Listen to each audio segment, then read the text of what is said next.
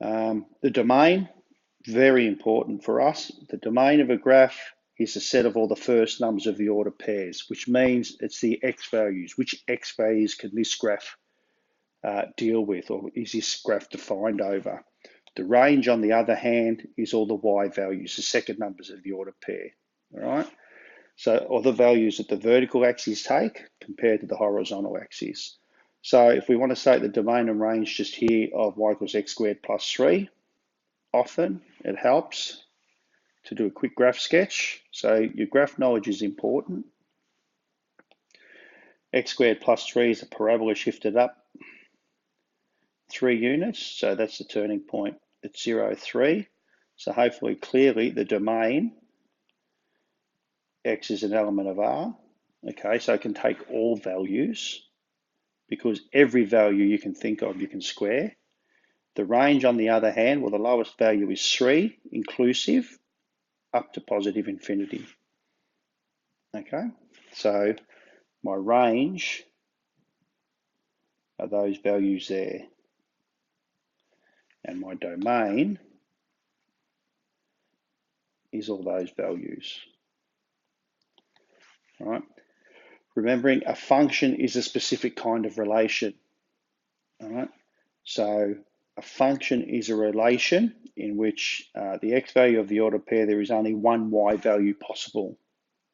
All right. So in other words, if we go to this example here, at x equal to 1, there's only one possible value, and in this case, that would be the 0.4. All right. So obviously, our quick test, we do our vertical line test. If you draw a vertical line and you cross the graph only once, we have a function. All right. So our functions, we often use the f of x notation or g of x notation. Most often, we use f, g, and h, all right, to represent that it's a function in x. And if we want to evaluate a function, well, we just substitute the value in to the function. So for example, we might run out of room. F of 2 is equal to 2 squared minus 2 times 2 plus 1, which is 4 minus 4 plus 1, which is equal to 1. F of negative 3, negative 3 squared. Put them in brackets, minus 2 times negative 3 plus 1, which is 9 plus 6 plus 1, which is 16. G of negative 2, the different function, is equal to 2 times negative 2 minus 3 minus 4 minus 3, which equals negative 7. Yeah, so that's just hopefully revision. If we want to work it out in terms of A, so f of A, I might come up higher. F of A, we just substitute A in, and we get A squared minus 2A plus 1. So that's a function in terms of A. F of negative A is equal to negative A squared minus 2 times negative A plus 1.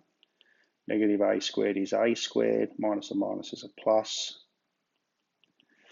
We get there. G of A squared, we just substitute the A squared term in. So it's 2 times A squared minus 3.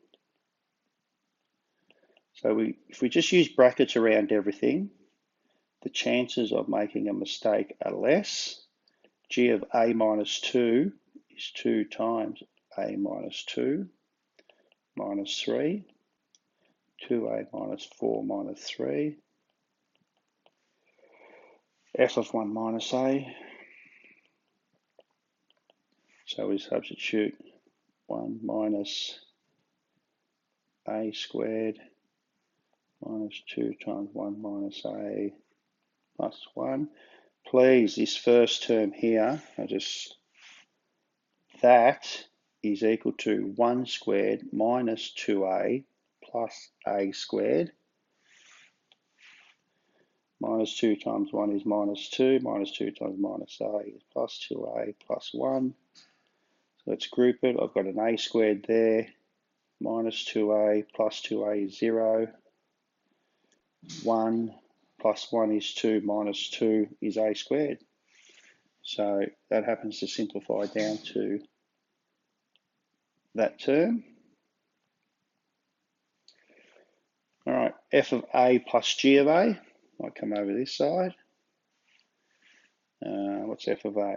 Have I worked that out? I have. So f of a from over here, question 1, is a squared minus 2a plus 1 plus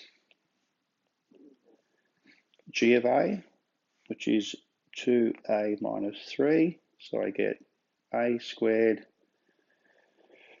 They cancelled, aren't they?